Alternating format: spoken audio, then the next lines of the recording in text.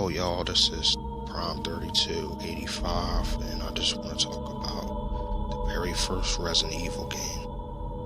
The very first Resident Evil game came out in 1996. It came out in March 1996, and it became a phenomenon. It was a true classic horror game. You know, a lot of people enjoyed this game, including me. I really enjoyed it. This game was an amazing game. It introduced characters like Chris Redfield, Jill Valentine, Barry Burden, and Albert Wesker. You know, and it was about two STARS members. It was about STARS members investigating a mansion in the outskirts of Raccoon City. But, you know, this game was a phenomenon. It was a true phenomenon. You know, it had an amazing, it was just a true horror game. You know, it had enemies like zombies, hunters. You know, this game was a phenomenon. It introduced characters like Jill Valentine and Chris Redfield and Albert Wesker. You know, this game was a true phenomenon, and the story is I think at the end of the story, I know Albert Wesker portrays the STARS members. He ended up secretly working with Umbrella. And he also created the tyrant that you fight at the end of the game. He created that tyrant, you know. It was actually a trap he led him into. Jill and Barry and Chris. He led them into a trap. And this was an amazing game. And, you know, it was so huge that it had a lot of sequels, you know. It even had a prequel, you know. It was an amazing game. It was a huge game.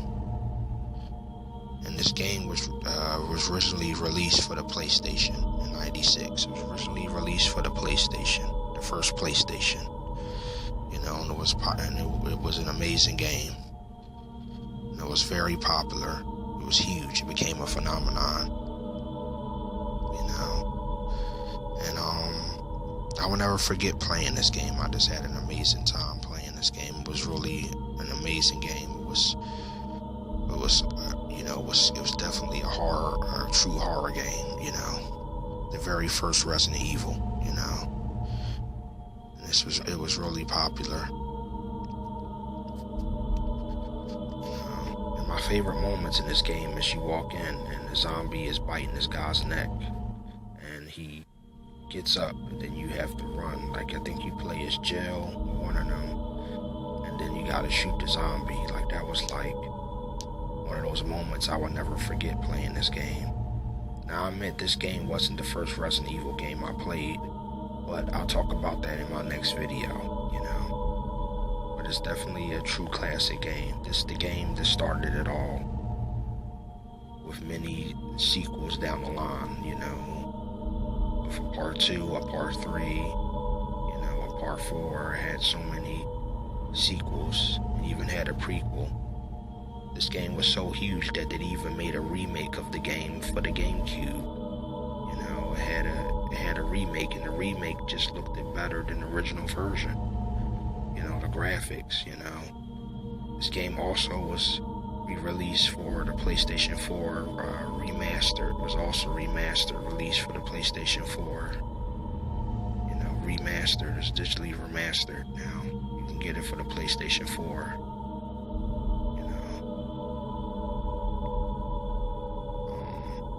This was a true game, a true classic horror game. And it was amazing that they made it a remake too. The remake is amazing too, you know. They added a lot more detail to the remake, you know, of this game. And the characters, you know. They did a lot more to the remake of this game. This was definitely a true classic horror game. Even the bosses look better, you know. It's just that they did it so much. You know, this game was a phenomenon that it had a remake, and it had even movies. You know, Resident Evil was so big that it even had movies, live action movies. You even had animated movies and comic comic books. It was a huge phenomenon. And a lot of people was crazy about Resident Evil. You have a huge fan base. A lot of people that really love playing Resident Evil. And you had a lot of people that became big fans of Jill Valentine. Huge fans of Jill Valentine, Chris Redfield. Rebecca Chambers, that's another character that I forgot to introduce in this game. Rebecca Chambers, Albert Wesker, characters like Albert Wesker. This was the first game that featured the zombie dogs and hunters, and this was the first game that featured the first tyrant, And this game even had a prequel, Resident Evil Zero, that took place before this game, It had so many sequels down the line, so many continuations of this game. The game is so huge, it's still big to this day,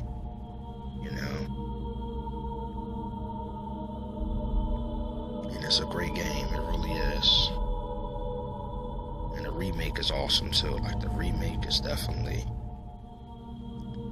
amazing, it's a masterpiece, it definitely is. This game is truly a masterpiece. It's a great game,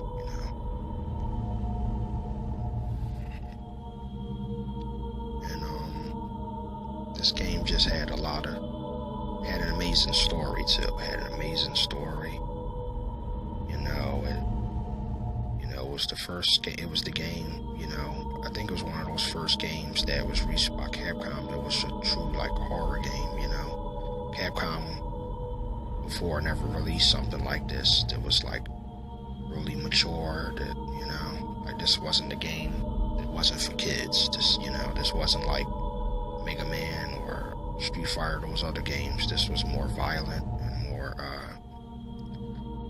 this was made by Capcom, and in Japan it was originally known as Biohazard. But in the US, it's called Resident Evil. And the game featured, the original game featured actors and actors and some actress that played Jill Valentine. Was people playing the characters and actually in the original game. In the first game it was like they didn't use animation, they used really people, actors and stuff to play the characters, to play Jill Valentine, Chris Redfield, Albert Wesker, Mary Burden,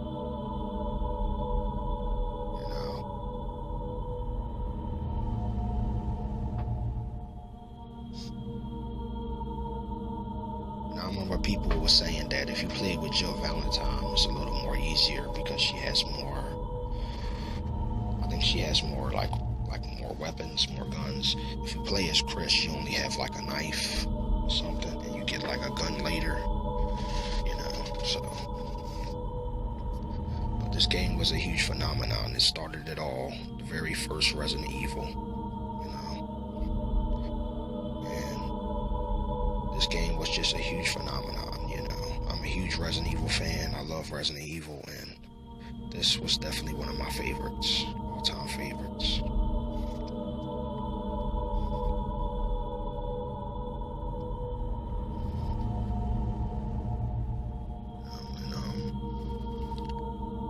It's something how the game is still relevant, after all these years. It came out in '96.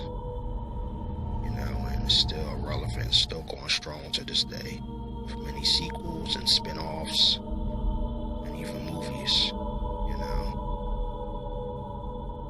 even animated movies, like the CG animated movies and the live-action movies, this game has a huge fan base, huge fan base, and this game was just amazing. I'm a big Resident Evil fan. No matter which one I'm playing, I just love playing Resident Evil.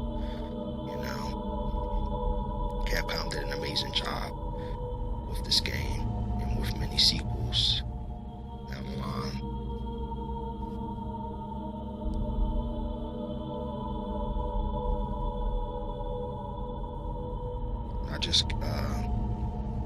I know, like, I just can't wait for Resident Evil 2 remake. You know, I can't wait for that. They working on a Resident Evil 8, and they working on a remake of Resident Evil 2. You know, but this game is just still going strong, even with Resident Evil 7 and Resident Evil 6 and Resident Evil 5 and Resident Evil 4, Code Veronica, and Resident Evil 3 Nemesis. You know, has so many great sequels. You know.